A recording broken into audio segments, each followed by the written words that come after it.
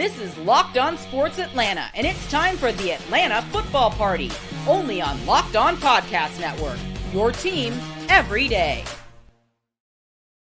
Atlanta Football Party, your home for the best Atlanta Falcons football talk. It's local insight you can't get anywhere but right here at Locked On. I'm your host, Tenitra Batiste. Alongside me are Locked On Falcons host Aaron Freeman and 11 Alive anchor Maria Martin. Falcons analyst Travis Davis will be back with us next week. Today's episode is brought to you by Game Time. Download the Game Time app, create an account, and use code LOCKEDONNFL for $20 off your first purchase.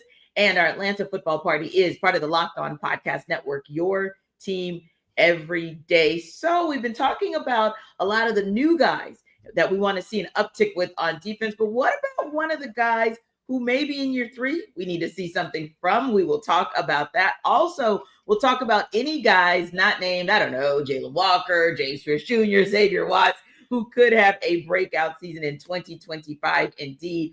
And if Aaron, Maria, Tenitra, and Jarvis, if he was here, had a wish list of where they could go and what they could do for a special time coming up for these Falcons, where would it be? We'll talk about that. But first, let's talk about the fact that a big trade Wednesday, kind of triggered folks about what happened 2 weeks ago. So Maria, since you have your commemorative hat on from what happened 2 weeks ago, NFL Draft 2025, let's start with you, because a trade that, I don't know, it depends on what side of the fence you're on with the Steelers, was shocking to some and relieving to others. The Dallas Cowboys got a second wide receiver in George Pickens.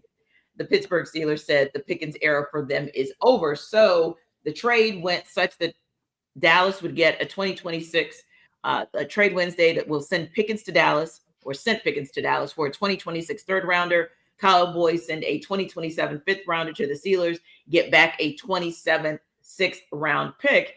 And I don't know, for me, Maria, first, it's interesting that people are still having this conversation about the James Pearce Jr. trade. I don't see what the big deal is. I thought it was the right level of aggression or aggressiveness for what the Falcons needed. But some people are still triggered by things like what happened yesterday. It triggers them back to Pierce. Do you feel like that was a desperation move for Terry Fontenot? Or do you see it as no, it's more strategic than desperation in terms of Terry Fontenot understanding what he needed to do to save his job? I think it depends on how you define desperation in the NFL. I truly do. Because to me, that wasn't desperate. It was necessary. And I think that those are two different things. Terry Fontenot, we've been begging for him to make any type of aggressive move in the NFL draft, since he's been here in Atlanta. And to me, this was aggressive. He went back up into the first round to get another position need that you need. You get 2 of them in the first round. That's what everybody asked for. And then when he did it, everyone was like, wait a second, why would you do that? And so I don't understand where the confusion came from. I think maybe just because James Pearce Jr. wasn't as proven or as enticing to some Falcons fans, perhaps. But he really excited a lot of these Falcons coaches, specifically at the combine. His speed, his length, his ability to be pretty versatile. I think not as versatile as Jalon, but to a degree, you can kind of get him to do what you want him to do. They love him. They love him so much. They traded back up into the first round to get him. And he's the kind of player that you needed to do extra homework on, and they did that. So, no, I don't think it was desperate. I genuinely think that this is something that Terry Fontenot had to do, especially when we talk about the pressure that we all believe that he's under in this year. You have to make a move like this to essentially revitalize a side of the football that's been depleted for years and years and years of this franchise. And the way that you do that is you do it through the draft, as we've been talking about for months now. And finally, we see him do it. The question now stands, can James Pearce Jr. come in and be an immediate impact? Because that's what they're going to need him to be. Yeah, and on one of your more recent Sports Extras, Maria, you had John Abraham join for a minute, and even Abe was excited that Abe isn't going to be the number one person in the conversation about a Falcons pass rush. He was fired up about that. He really was. That's how serious this is, Aaron, because everybody knows that by hook or by crook, the Falcons had to go defense. That was your free guarantee. They did it, and they did it over and over and over again. I felt like, I think this entirety of our football party, including Tori extended from our Monday show, felt like aggressiveness was where they needed to go. And you couldn't just settle on one player and say, okay, we got Jalon Walker, we got our edge guy, we got our pass rusher, let's go, we're good. You had to keep going. You had to keep going because you're looking to shore up every aspect of every position on the defensive front who could affect the quarterback. So for you, I know for me, like I said, I don't get it. This is the type of move that Fontenot had to make. I didn't see it as desperation. I saw it as understanding the assignment and actually going through with the assignment. But what about you? I mean, did you feel like Terry making the decision to trade back into the first round with the Rams to get that number 26 was a bit much for James Pearce Jr.? I mean, it depends on the day, right? In terms of what it is. Like, I think it's very clear that the Falcons really coveted James Pearce Jr. Yes. That to the point that they were very willing to take him at 15, but they had to stay sort of true to their board because they had Jalon Walker rated higher. And they were like, okay, we were all sort of planning. We thought the way that this draft would go was James Pearce would be our pick at 15. And so they were kind of trying to figure it out. But then ultimately, like, we can't pass on the value of Jalon Walker, but they still wanted to get James Pearce. And I think, you know, what's interesting about the Falcons is that they have generally been very aggressive when it comes to trading up early in the draft under Terry Fontenot. And I guess for me, the part that is always fascinating to me is like Terry Fontenot coming from that Saints organization that, you know, is also pretty aggressive when it comes to trading up. Mickey Loomis, I think the stat was like, has not traded down in the draft since like 2007 or something like that. Mm-hmm. But also like that Saints organization is also very aggressive when it comes to free agency. And like that's the one element of Terry Fontenot that he hasn't really taken from that New Orleans Saints organization, which is sort of the idea of like, we're not going to spend money. And sometimes they do, obviously, you know, Kirk Cousins in the 23 offseason. But for the most part, the Falcons are not a team that has been that aggressive with moving money around to try to improve the roster, but they have been very aggressive. And it's just interesting for me watching the sort of more conservative approach in free agency during the month of March to get that more aggressive approach in April. Initially, it took a while for me to sort of wrap my head around. It's like, why, if we're calling this desperation, if we're calling it pressure to win, why aren't you being consistently aggressive throughout the entire process? But it's very clear that the Falcons have a conviction on James Pearce. And I think ultimately the controversy surrounding him is he's a much more polarizing player than the Falcons perceive him to be. And I think this is, you know, not to make it about Michael Penix or whatever, but like this was the gist of the Michael Penix conversation because Michael Penix was not universally beloved as a quarterback prospect compared to some of the other guys at the top of the draft. And so when the Falcons took him, everybody was like, I can't believe the Falcons did this. And, you know, so far it's going in the right direction. We'll see how it all plays out this upcoming season with Michael Penix. But I think that's kind of the gist of the James Pearce conversation, which is he's not a universally beloved prospect compared to some of the other top pass rushers that a lot of people did not expect James Pearce to go in round one because of all the quote unquote maturity concerns that he had. And I think that's what fuels a lot of the controversy, if that's what you want to call it, with the Falcons trade up, where the Falcons are saying, hey, we had conviction on this guy. We believe in this guy. And, you know, the knock against the Falcons is so far their conviction on certain guys hasn't really paid off to them in a major way. And so I think that's where a lot of the question marks come. It's like, okay, is it going to be different this time? So I think the team is moving in the right direction to the point where you want to give them the benefit of the doubt, but up to this point, because they haven't been able to translate that draft day conviction into wins quite yet, it's hard to go fully there. And I think that's where a lot of the concerns, I know for me, come from when it comes to this trade up. Yeah, I mean, can I jump in, Tenitra, real quick? Yeah.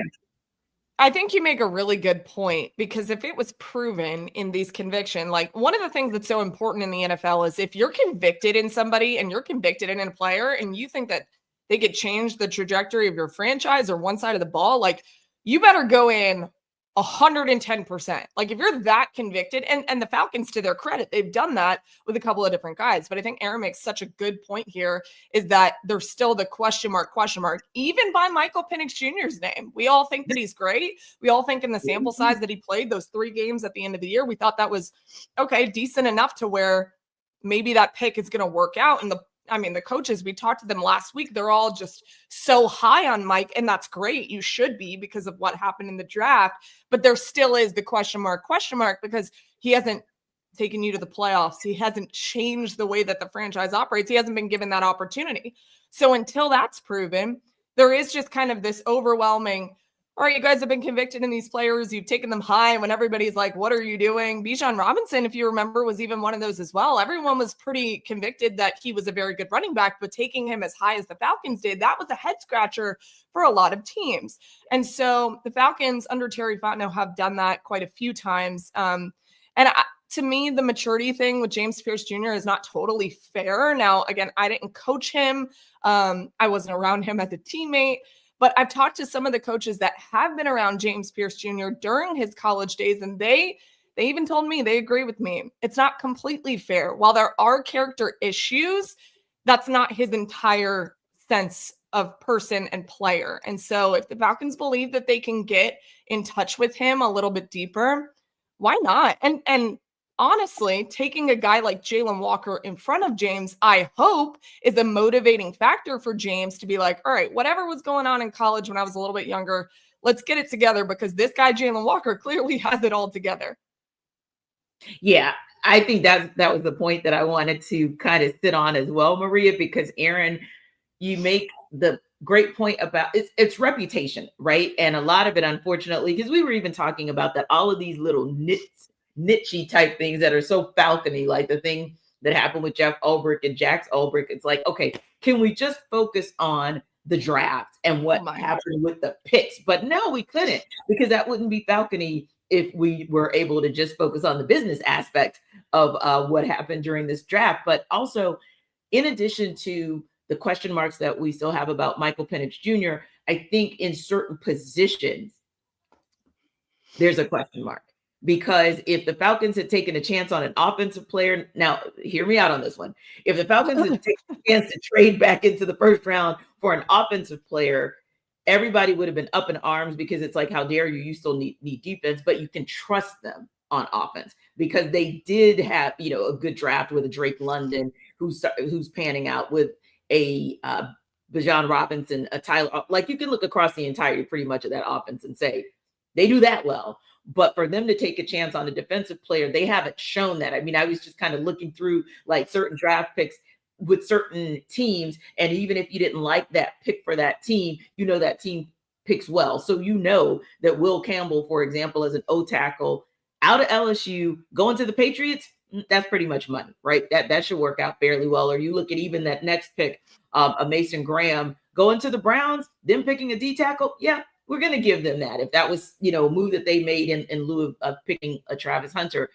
I think when it comes to the Falcons and making a move that sort of is aggressive when it comes to a defensive player where they have been middling at best and sometimes missed the mark, my mind goes back. And of course, this is pre-Terry Fontenot, but the body of work is beyond Terry, if we're being honest about edge rushers or anyone who can affect the passer. My mind quickly went to Takk McKinley, right? And so as, one of the more recent examples of, that didn't work out with one of the guys that you went after early in the draft. So I think you guys are onto something as far as it depends. It wasn't truly desperate, I guess, in the truest sense of the word, but you could see where that would be desperation or some question marks because of the Falcons' history as it relates to doing things like this and whether or not it actually pans out. And then you kind of say to yourself, if that's the case, do I look at a Walker, a Pierce, or even a Billy Bowman and a Xavier Watts guys as those kinds of players who, hey, you went up and you got them, or you took a chance on them. So, I mean, Maria, are you feeling like a lot of fans like, yeah, they better be starters. They better do something significant day one? I mean, do I feel like the fans feel that way? Yes. Do I feel like I feel like that? Not necessarily. I mean, I do believe that there's starters in this draft class. I do. And like immediate starters. And I think that the coaches feel very convicted in that as well. Jalon Walker, I'm so excited to see what exactly their plan is for him, because they've said and they've verbalized the versatility of Jalon is the attractive piece to him, right? But you don't want to overwhelm him in his rookie year when you're asking him to do so many things.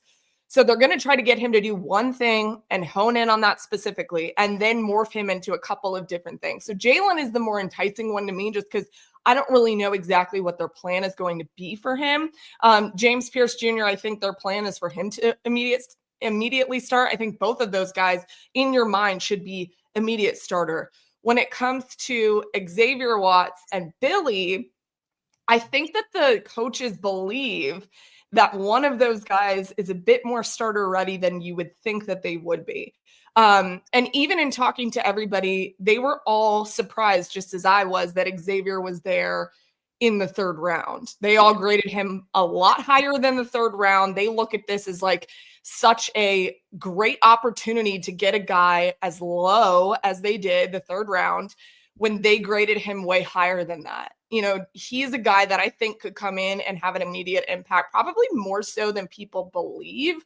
The interceptions over the course of 2 years, the 13 interceptions over the course of 2 years, people don't want to give too much credit for that, but the Falcons coaches are fired up about the fact that this guy can do stuff like that. And you need somebody on the secondary who can come in and really make an immediate impact. That was the goal of their draft. I think all of the goals that they had coming in are going to be met with some of these rookies. Billy may have a little bit more of a learning curve. And again, all of them do. It's not like these guys are going to change the defense overnight. You would love for that to happen. That's probably not going to happen. But I do think that a few of these guys are a little more starter ready than people probably believe going in. Yeah, whether they start, is always a nebulous term. It's like, are you out there for the first snap of the game?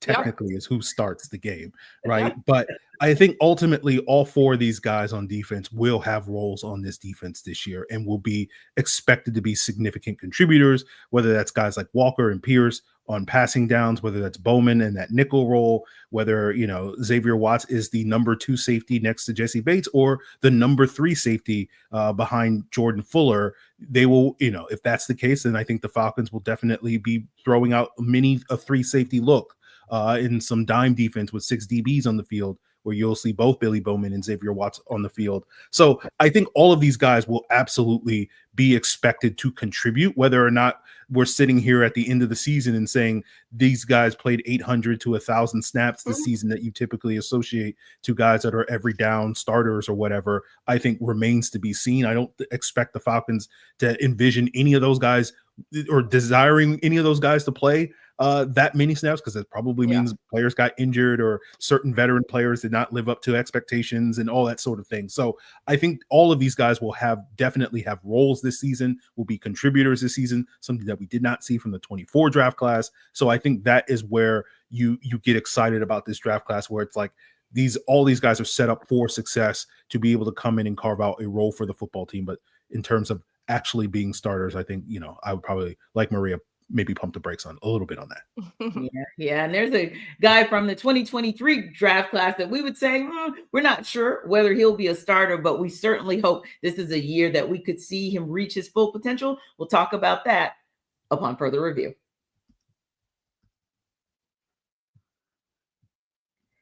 This episode of our Atlanta Football Party is brought to you by Game Time. There's nothing like the atmosphere of an NBA playoff game. Every bucket, every defensive stop, every moment feels huge. It's electric in the arena, and with Game Time, you can be part of it without the stress of last-minute ticket hunting. Game Time makes it fast and easy to get playoff tickets, even when demand is sky-high. Prices on the app actually go down as tip-off gets closer, and their last-minute deals can save you up to 60%. So you can do that with sports.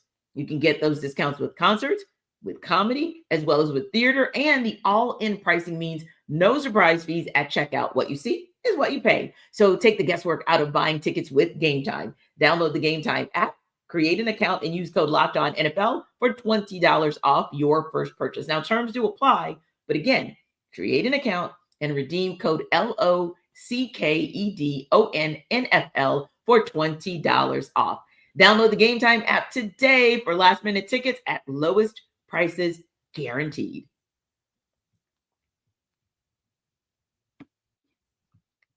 So, Aaron, we talked earlier this week on our Monday Football Party about Nate Ollie, of course, the D-line coach for the Falcons, who oftentimes maybe, and I won't say he forgets, but maybe a guy who gets lost in the shuffle of the conversation from Nate Ollie and Zach Harrison. Like, we didn't even really get to deep dive on Zach Harrison earlier in the week, but he was one of the guys that Ollie talked about, in addition to, of course, talking a little bit about what he would do with Ruke Orhorhoro and Brandon Dorlus in particular. That's kind of who we talked about earlier. But we look back at a guy in Zach Harrison who, hey, he's a big edge guy, attack style. We know the GTFO, I think, is how that conversation has with what Nate Ollie is looking for. But do you think that maybe with a guy like, and I say with a guy like Nate Ollie for Zach Harrison, maybe this is the guy that can finally not just bring out his full potential, but also help the Falcons defense to be able to take advantage of that on a consistent basis? I hope so. Yeah, I think so. I think Zach Harrison is one of those players that I think, as you're saying, he kind of goes under the radar a little bit. We've seen in both of his first 2 seasons in the NFL that, in the month of December, he really starts to come alive. And so the hope is that now in year 3, he can kind of put together a full season of December, so that December is in September all the way through December and hopefully into January and whatnot. And so I think their plan for Zach Harrison, moving him back out to the edge, particularly on early downs, I think makes a ton of sense. We've seen Nate Ollie have a lot of success with a similar type of player in Dayo Odeyingbo when he was with the Colts, who just got paid by the Chicago Bears, but basically played a very similar role where on early downs, he would be that big edge and then kick inside and be an impact pass rusher. And Harrison has all the talent in the world. That's why he was a 5-star recruit at Ohio State. It's why they build him, at least in Columbus, as he's the next in line with, Nick Bosa and Chase Young. He's going to be that next guy. And he didn't quite live up to that because he's not quite built the same way that those guys are. He's just a big, long, powerful guy, and those guys are a little bit more bendy. They're a little bit more finesse, a little bit more explosive. Not to say that Zach Harrison isn't that, but I think year 3 now for him is the perfect opportunity for it to all come together. We've talked about these sort of edges that the Falcons have in Jalon Walker, James Pearce. They're not the biggest guys in the world, newsflash. I guess if people haven't figured that out. And so you do wonder a little bit, will they be able to hold up against the run to the same degree that they did in the college level, going up against a significantly better level of competition at the NFL level? These are all grown men that, they all put in the work and the time and the effort and whatnot. And, when you're giving up, 70 pounds of mass to an offensive tackle, to a guy that is on his business, that can be an issue for the team. And so getting a guy out there that, like Zach Harrison, that has the size that he has, whether he's still going to be 290 or closer to 280 or whatever he is at this point in time, with his type of strength and power, I think will be a major asset for this team in the run game. And then I think getting to the Nate Ollie of it all, that GTFO, as you say, he said that. Yeah, yes. I want to add TB to that because, GTFO means a little bit different to different people. GTFO, TB, get off the ball, to translate. And so I think that element that Nate Ollie is bringing to Zach Harrison, particularly if they're going to kick him inside at times to use that speed so that, Jalon Walker and James Pearce can do their edge stuff on passing downs. I think that is really where Zach Harrison has a lot of room to grow and to blossom this year. And he's probably not going to be the ace pass rusher for the Falcons, but if we can get some of the flashes that we've seen late in the season consistently throughout the rest of the season, I do think he'll be quietly sort of a major contributor for this defense moving forward.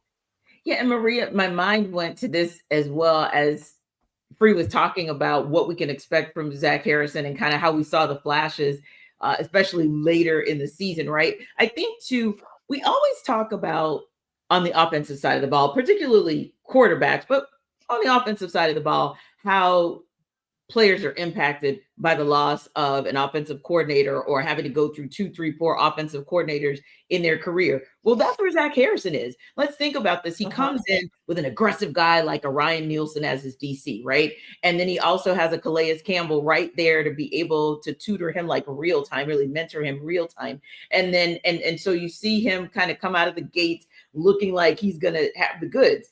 And he has 18 solo tackles. He has 3 sacks, and he's looking like he's going to be that guy. And then all of a sudden in 24, you kind of see a regression down to 6 solo tackles and you see him just 1 sack. And I kind of think like maybe this will be sort of a resurgence for him because he'll have the opportunity to be under, and granted, we're talking D-line coach here with Nate Ollie, but also Jeff Ulbrich, guys who are more aggressive, if you will, about getting after the ball and just letting a raw talent like Zach Harrison, to Free's point, a guy who's just long and big, may not necessarily have all the tools in the toolkit of like a Bosa, but has all of that raw athletic skill. Maybe this is how he gets back to being the Zach Harrison that we saw, because for starters, he has a D-line coach in Nate Ollie and a DC in Jeff Ulbrich who are just going to let him eat.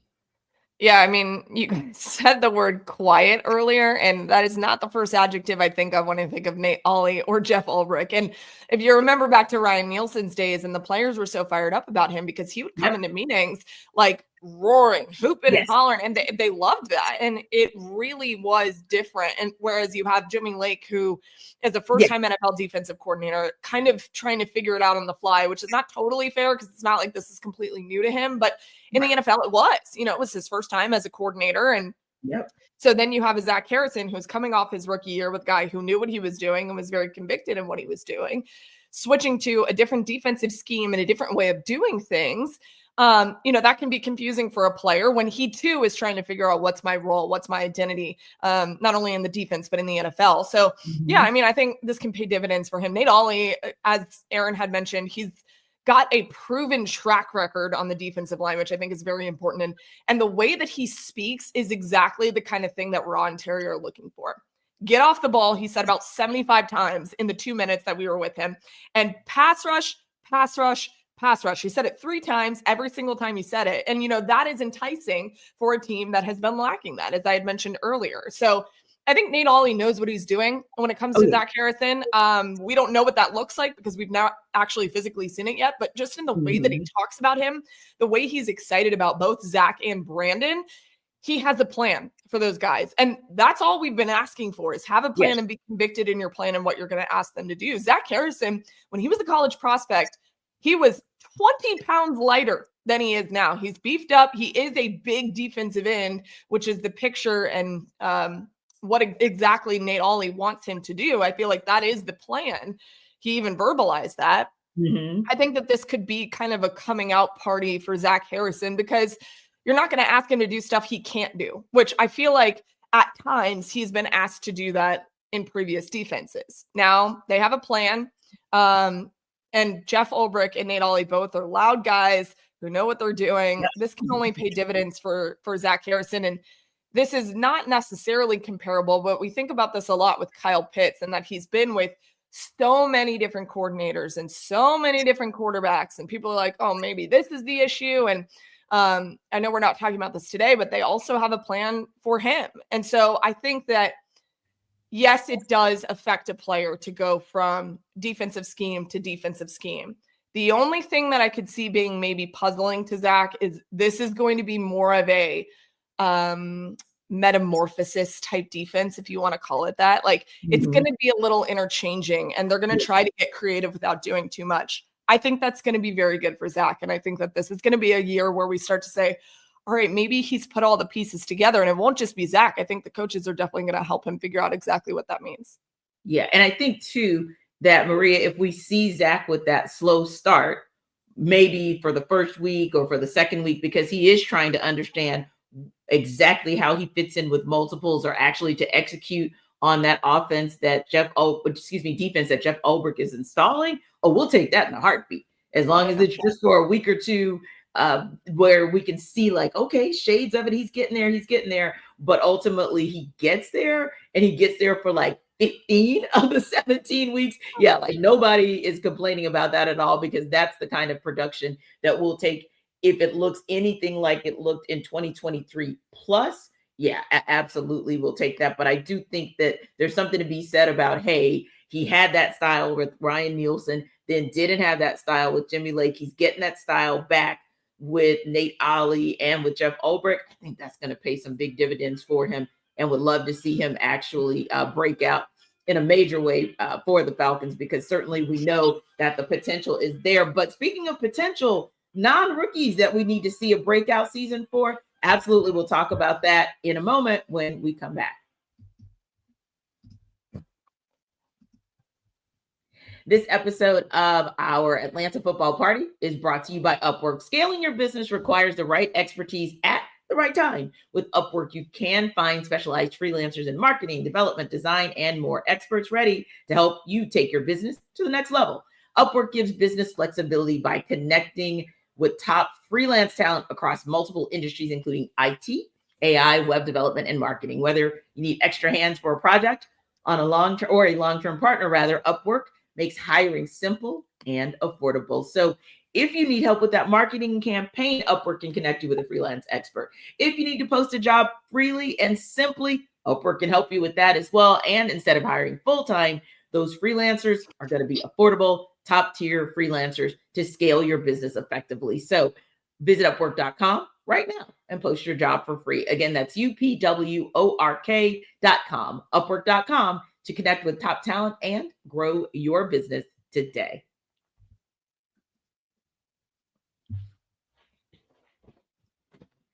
So guys, we have talked a lot over this last 2 weeks, of course, now that we're 2 weeks removed from the NFL draft, about what we want to see in this rookie class. But there are some players that we are have our eye on, kind of looking at as well, to say, okay, this is a breakout season. We hope for you. And we really just talked about one of them, Maria, and Zach Harrison, hoping that he can even best what we saw out of him in his rookie season. But give me a name of one or two more players, offensive side of the ball as well, if so, that you want to see have a breakout season, or that player or players needs to have breakout seasons so that the Falcons can be in the win column and we can be having a conversation beyond, say, I don't know, week 18.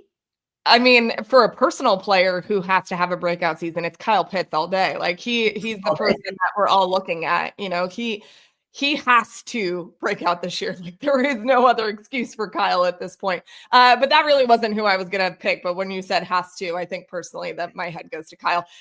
You know, for me, I don't think it's a necessity for this player specifically, but I do believe that he's going to have kind of a breakthrough or eye-catching season. It's Ruke Orhorhoro for me. You know, he's coming off his rookie season, who he had an ankle injury. We didn't get to see, I think, the full breadth of what Ruke Orhorhoro can do. And I also hate that I have to say his name so many times. I might just call him Ruke O, because when I'm saying it too many times in a row, it's going to get a little messy. But Ruke is so fun. He's so fun to be around.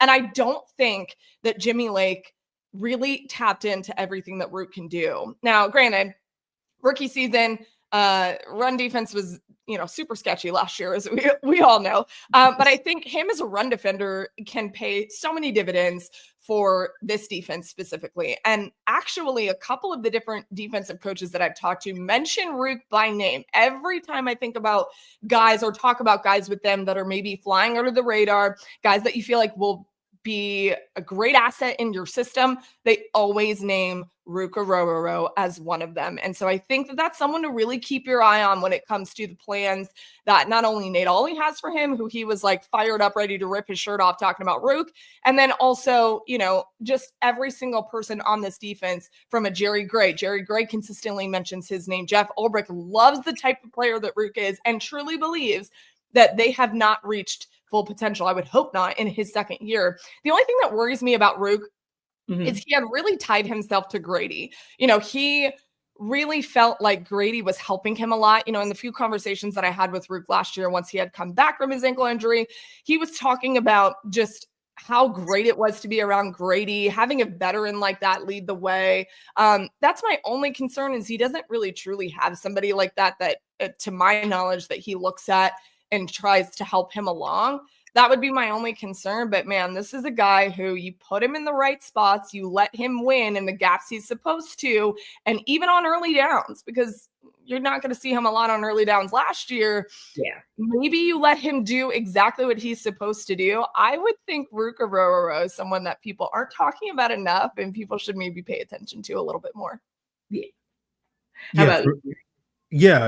I think Maria nailed it with Ruke. I think the Falcons are betting big on Ruke Orhorhoro. And so I think he is one of those players that's poised for a breakout. I think he should probably, nestle up to David Onyemata, because that was the player I compared Ruke Orhorhoro to when I saw the fully formed version of Ruke Orhorhoro, I was like, it probably will look a lot like David Onyemata, which is this super powerful player. So, if he can take some tips from David Onyemata, I think that will also benefit him in Grady's absence. But the player that stands out to me, beyond Kyle Pitts, as Maria put it, as the guy that has to break out this year. But, a player that I also think is not getting enough love, and understandably, given that we just drafted 2 edge rushers.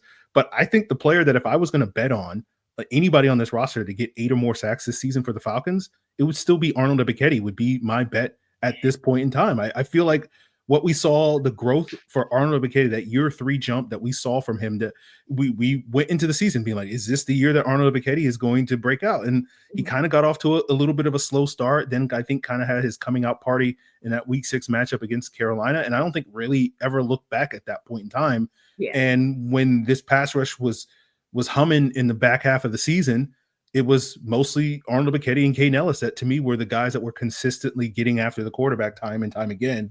And I feel like with Arnold Ebiketie, if he can continue to make another jump going into year 4, like that's the guy that I would sit here and say that if we're looking at any one player, and I know one of the things that Jeff Ulbricht's defense loves to do with their fronts with that wide 9 is kind of put 3 guys on one side and then one guy on the other side that kind of isolate them. They call it an overload front. And that one guy is kind of your ace pass rusher so that you can get him in a more advantageous one-on-one against an offensive tackle where teams feel like they have to slide to the 3-man side because of there's just too many guys on that side. So you get a one-on-one, and you saw in New York that was like Carl Lawson and other guys.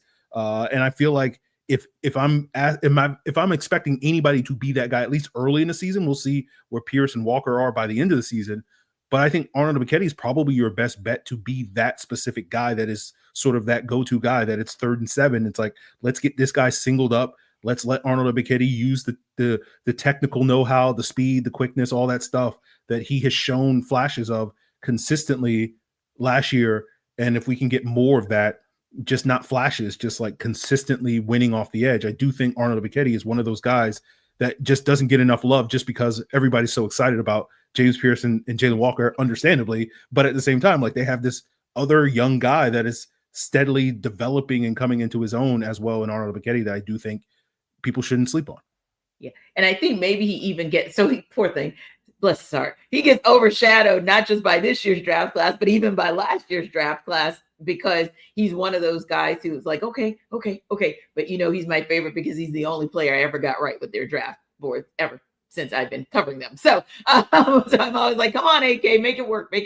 But yeah, I like that as a call too. I think that'll be a good look for him. I like Maria's call of the obvious. I'm going to be Captain Obvious with you with that on Kyle Pitts on the offensive side of the ball. But I also be absolutely Captain Obvious with Michael Penix Jr.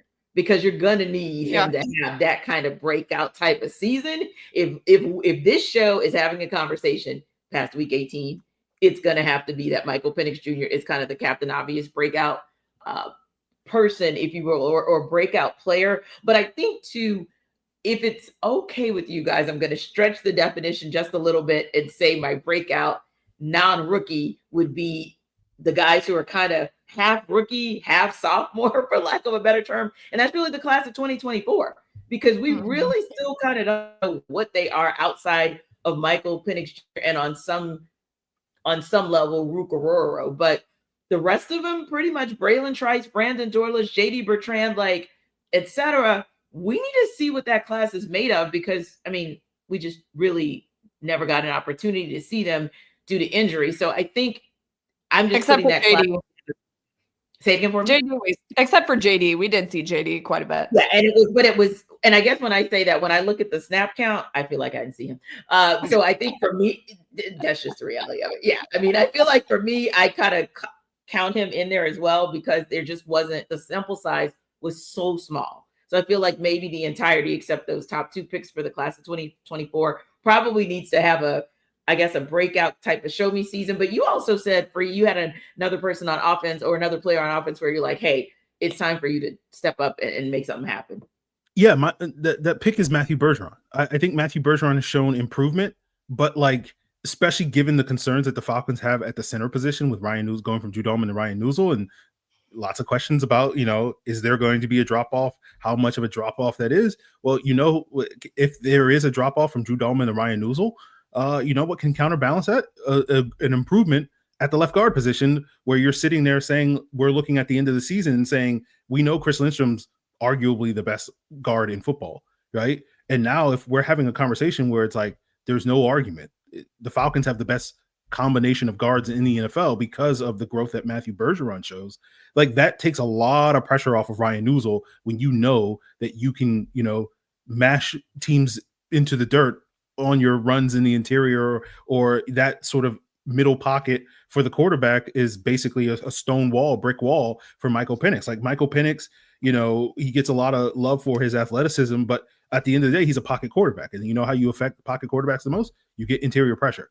And so if you can stop that interior pressure, because Matthew Bergeron shows the growth, I thought his growth as a pass protector was significant last year. I want to see the same sort of level of growth as a run blocker, because that was kind of the thing when the Falcons drafted Matthew Bergeron, where we knew the strength of their run game was whenever they ran to the right side of the ball, where Lindstrom and McGarry are.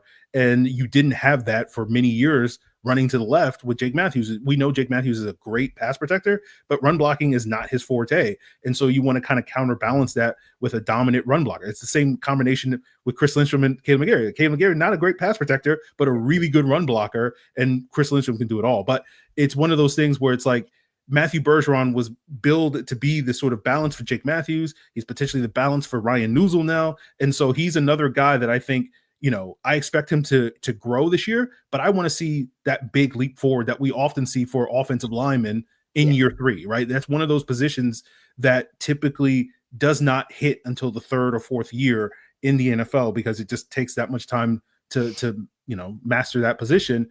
And so I think this is a big year for Matthew Bergeron, where he could be another breakout candidate. If he shows that jump, I think it does wonders for this offense.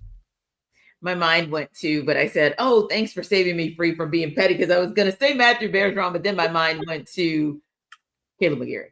And I was thinking to myself, I know that there are players that have that floor and they have that ceiling, and maybe the floor is just what it is in pass pro, but I don't know if I would call it a breakout season that we'd like to see from him in pass protection, but maybe just break out of where you are.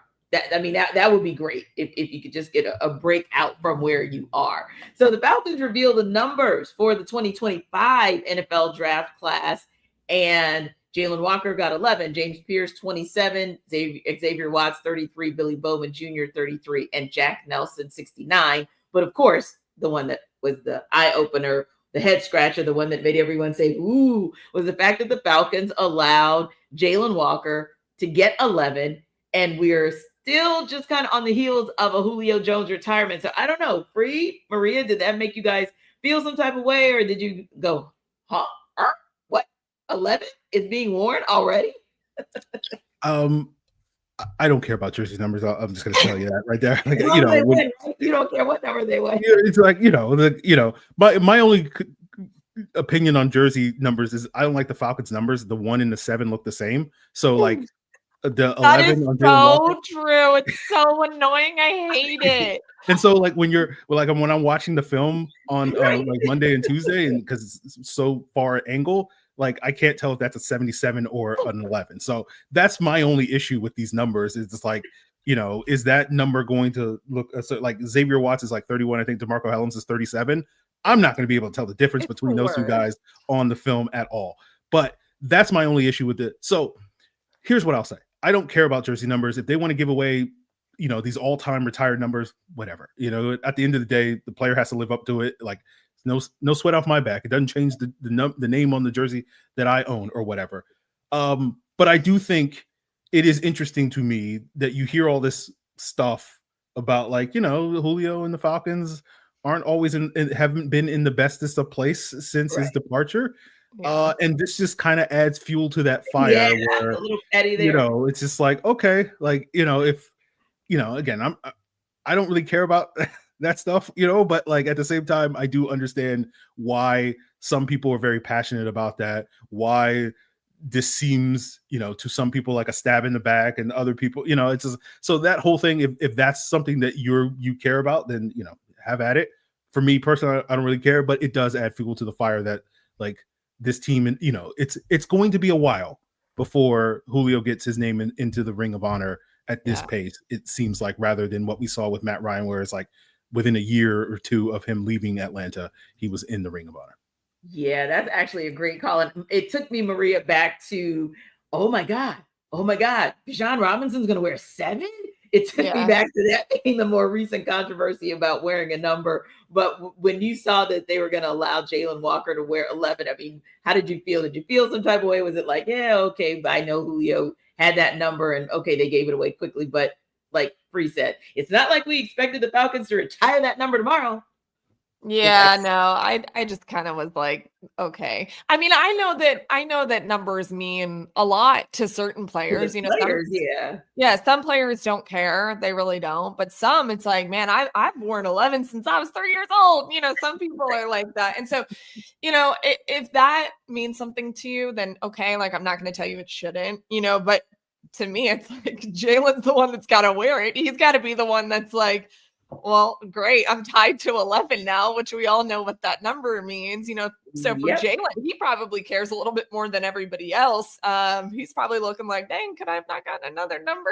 But no, I mean, it didn't really matter to me. I think Julio is going to be in the Ring of Honor eventually. Again, like what Aaron said, I don't think it's the immediacy of it. Clearly, being defined by what we're seeing play out in small little nuggets that the Falcons are getting us. But I think he deserves to be there too, even though there is a little bit of bad blood between Julio and the Falcons, and rightfully so. But, you know, if you're Julio. But yeah, I mean, I didn't really think much of it. I did feel a little bit for Jalon. When I saw the number, I was like, oh man, that stinks. Right. That's all he's going to think about now. And it's all he's going to hear. I also didn't think about the fact that the 1 and the 7 are so similar with this freaking franchise. And literally, like in training camp, I'm like, I don't know who that is. I got no clue, because it could be a 7, it could be a 1. It's the most annoying thing ever. So I'm glad you pointed that out. It drives me nuts. It's literally, all the Falcons fans know what we're talking about, but it's just a 0.5 millimeter away from being the same number. It's so frustrating. And it is. And the minute you guys mentioned it was the minute I can remember several times during last season where I was like, all right, Jarvis, because we sit next to each other at games. I'm like, Jay, was that it's always that darn 7 that kind of look. And if you're mad about the 11, tell yourself in your head it's a nasty number for that position. It's a 77. Exactly. If that makes you feel better about yourself, then tell yourself that.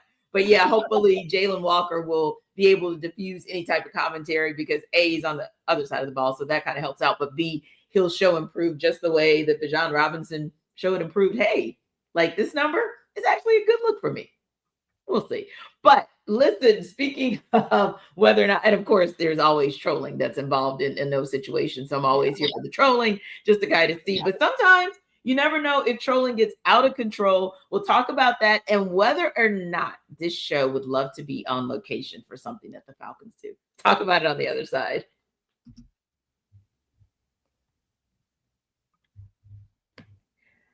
So Michael Penix Jr. seems like the kind of guy who's not really going to get like out of his mind, upset, frustrated, or whatever. He seems like he'd take everything in stride, right?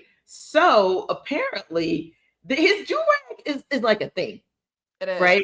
Get me a durag sponsorship already. And so, you know, people love to troll about the durag. I don't think it's a big deal, Free. If that's what Michael Penix Jr. does, heck, I mean, if you want to wear a fascinator, a hoodie, I don't really give a darn what you wear. Can you just make this team win? But people are definitely in their feelings sometimes about the durag. So for you, is it a big deal? Like, are you okay with the fact that, hey, the world just seems like they want to troll QB1 about this? I thought it was interesting watching the whole video that he did with Brian McFadden over at CBS Sports when they went to Waffle House and they went to Publix, and they talked about the do-rag.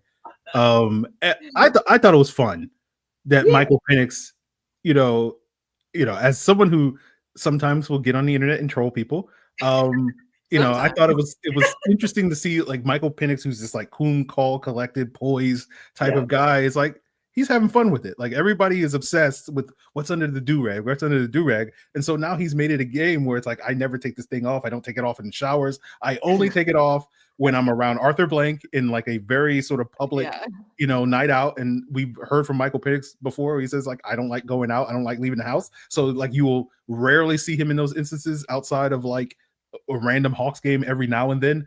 And then he only does it when he gets in the car after practice. And so like no one is able to see it other than like random passersby on the highway. Right? And he's like, and then those people will go and like, I saw Michael Penix and he wasn't wearing his durag. And he's like, no, you didn't see Michael Penix not wearing his durag. So it's, to me, it's hilarious. I love it. I love the fact that like this normal sort of calm guy is having fun with this whole durag thing. And so, yeah, ultimately, if he can get, a sponsorship from, whatever company is, obviously, I don't know what is the top durag company in the world because it's been a long time since I've had to wear a durag. But, like if he can get a sponsorship, great for him. But I do like the fact that he's having fun with this. I know, right? And I think too, like you said, it's one of those where the durag, it's kind of like, Maria, I'm having a brain freeze about the bear for Marcel Ozuna. Yeah, like the bear's taking on a life. Yeah, exactly. Like, he's taking on a life of his own. So I feel like this is one of those situations where this durag is about to take a life of its own too. But for you, I think Free makes a great point. Nice to see QB1 just having fun with it, not feeling some type of way or getting in his feelings about it. Just saying, all right, whatever. Let's just have some fun with this. I freaking love it. I love it because Michael is so calm and he's so like, whatever, I'm going to ride the wave and blah, blah, blah. So you're actually getting to see his personality. Like he's funny and you wouldn't normally get to see a ton of that. I think one-on-one, like away from the cameras, he probably shows a little bit more, but he's hilarious. And if you remember, this all came back to Bijan Robinson on a podcast saying like, man, I've never seen him take it off. Like when he's in the shower at the facility, like he's wearing that thing. And so then like Michael's like, all right, I'm going to have some fun with it, which to be fair, I also have not seen him with it off at the facility. Now he does take it off. He mentioned the Arthur Blank dinners, like that, the serious moments, like he'll take it off. He didn't wear one to the Hawks game. And whatever like college student is running the social media or one, like a younger person that's kind of like with it and listening to what's going on, the caption that they put on the picture of Michael without it on was durag off. And I was like, all right, this is freaking hilarious. This is like a whole thing now. So we didn't see it on then. And then his introductory press conference. So to his point, it's like the serious moments, he'll take it off. But I love that he's having fun with it. I also just visualizing him getting in his car and taking it off himself is so funny to me, especially because I see a lot of these players leave the facility. Most times they beat me out of the facility. Me and the coaches, we're the last ones standing. And so I'll be doing live shots and I can see a lot of the players leaving. Like I've seen Kirk leave before and like a lot of the guys will roll their windows down. Some of them have them tinted so you don't know who's in there, but they'll have their windows down. So I just envision like with the durag off, just like arm out, like I just can't even. It's the funniest visualization to me. But no, I love it. I think it shows that Mike, he's got personality and just for a quiet guy, it's fun to see him have fun with something like that. Yeah, it is. And now I know that the next time we're all in Flowery Branch, it's going to be like everybody's kind of looking over their shoulder. Anybody see anybody, which car he got into, which car he got out of? Take a shot every time you see him with it off. It's so funny. We should just make it a game. Like I love it. This is absolutely about to become like the story of the summer, the fun story of the summer. But I also thought a really fun and cool story came out from the Rams. They announced Wednesday that they are headed to Hawaii for minicamp in June. I'm like, wow, Maui, here we come was actually their tweet. So got me to thinking, if there was one place the Falcons could host minicamp, and of course, for our audience, we are selfishly thinking about this. This is all about us, the media, and what we want, just so we can have full disclosure for you guys. Where would you, Aaron, love to see the Falcons host minicamp? Because hey, that means you'd be there too. Yeah. Unfortunately, this is going to be my last show here because I'm going to be hosting Locked On Rams, so I can go to Maui and get a free trip. No, but when I saw that, I was like, I'm covering the wrong team. That's basically what I came to the conclusion.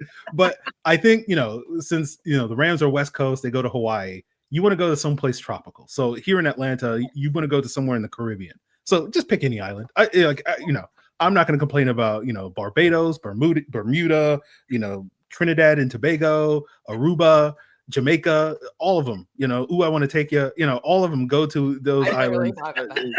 The Falcons. I'm all for any island in the Caribbean. Let's have minicamp there. How about you, Maria? Where are we going? I mean, y'all know where I'm from. I'm from Florida. So I want anywhere with a beach. Like, I'm not picky. Like, I need some water, similar to Aaron. It doesn't matter. Like, I got married in the Bahamas. I'm a big Bahamas girl. Grew up going there. It's very close to where I grew up. So the Bahamas would be great for me. Like, but again, I'm not picky. Like, anywhere you want to choose, down this way. I would like to say that Flowery Branch and Hawaii show a lot of similarities. So I don't know why you're upset. I'm totally kidding. There is nothing similar about Hawaii and Flowery Branch. So I'm definitely maybe the humidity. Maybe the humidity. Man, I don't know. Sometimes it feels like I'm standing on the surface of Mars when I'm out there. I've never been to Mars, but I feel like literally those fans that have been on the hill for training camp, God bless you guys, man. It is hot out there. You guys love this team because it is smelly if you're down there near the players. We're all like, I mean, you're just like sweating off all the sunscreen you have on your face. It's a mess. So I can envision Hawaii being a little bit better than Flowery Branch in the middle of July. So yeah, I mean, anywhere that has a breeze would be nice, like any kind of a wind. Any breeze. Yeah. Those of us in the media that have to be there all day, we've now got like little clips on our hats with fans. We have neck fans. Like it's aggressive out there. And so, yeah, I'll need a tropical breeze ASAP. Yeah. Yeah. I tell you, I don't have to go up there nearly as often. I probably get up there, to be honest, like once a year these days, but that's all I need, because literally I'm reminded of, exactly. First of all, it is super far from anything in Atlanta. They are the Falcons. Their facility is not Atlanta. So just saying. But yeah, like, it's a beast to get up there. And then like where you said, you get there and you're like dead. Whereas I've always said this, the Tampa Bay Buccaneers have figured it out, because it's really bad there too in Tampa, but they have like this L-shaped awning, and that's where media can go all day, and they just supply you with drinks on top of drinks on top of drinks and little snacks and fans and all this cutesy little stuff. And I've asked, but I haven't gotten an answer on that. Like, hey, when are y'all going to do that for us in Flowery Branch? Because we're feeling some type of way. But yeah, if I had to pick a place for us, I'm going to pick a place that, and I'm glad Free mentioned it, because I forgot about like that humidity aspect, which I shouldn't forget. I'm in New Orleans right now, for crying out loud, in the New Orleans area. What the heck? And yeah, it's like freaking 82 degrees at like 10 a.m. in the morning. But I was going to say Costa Rica, because I would love Costa Rica. Right? You're like, yeah, because Costa Rica is still, it can get to 90 in June, but typically it's hovering more in like the 70s, 80s space. And then we get a break at night, because the temperature typically goes down about 10 to 15 degrees. And then the humidity is only at 65%. 65%. Like, Costa Rica is awesome. Yeah. I mean, I think we would like Costa Rica. I think we would do really, really well there. They have saltwater crocodiles though, so they swim in the ocean. That's a little aggressive for me, but I have been to Costa Rica and I loved it. It's a little aggressive. It's just wow. No, I grew up around sharks. Not to derail the conversation, grew up around sharks in the ocean. Me and my best friend were going to Costa Rica for the first time, and we're Googling like which beaches to go to and whatever. And the first picture that popped up was a freaking crocodile in the middle of a wave, and I was like, "Oh, I will not be getting in there." Yeah. What are you doing in there? Yeah. That's like here, being near bayous everywhere you go. Like literally, there's a bayou that runs through the town I grew up in. So yeah, you can see a random alligator at any given moment. Like you could be out there looking at alligators, but then like surfing the waves is a problem for me. That's a different kind. And Maria, okay, Bree, this is slightly off the rails too, but an alligator who's sitting in the daggone surf like that, like you're a bad damn gator. Like, I mean, seriously, what are you doing? How can your legs do that? That is accomplishing way too much. Yeah, I'm just trying to figure it out. So that would be our advisory to all media. Like because we're going to claim this, by the way, when we find out that the Falcons are going to Costa Rica, for minicamp, probably not this year because we would have heard it by now, but maybe next year. Yeah. Then we as a team will bring this show to you guys live from Costa Rica. Like Free Maria, that's what we're going to do because we care about our audience. Yeah, that's what we're going to do. Yes, yeah, we care. Yeah, we're going to make Costa Rica happen. Yeah, we're going to make Costa Rica happen because we want to do that for you guys. So in actuality, it's not necessarily just selfish of the media. We love our audience that much to be able to expose them to a different type of minicamp. But yeah, I thought that was real extra, real special, real Ramsey in a good way that the Rams decided that they're going to take minicamp to Hawaii. Oh, and also real quick before we wrap up, I think just a little bit of seriousness, I also think that's good for the league because we talk about the success of moving the draft around.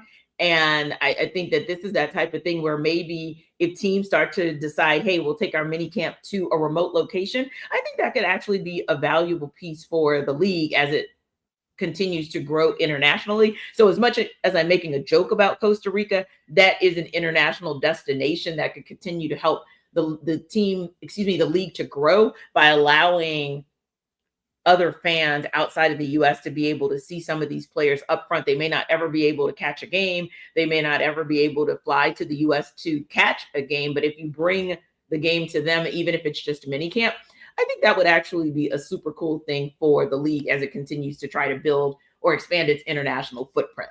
Thanks to our everydayers for making the Atlanta Football Party your first listen of the day. Be sure to stop by Locked On Falcons with your host, Aaron Freeman. As your second listen, check out Maria Martin, host of Sports Extra on Sundays on 11 Live, and our guy Jarvis, who is a frequent contributor for Locked On Falcons and Sports Extra. We'll be back next week. See you then.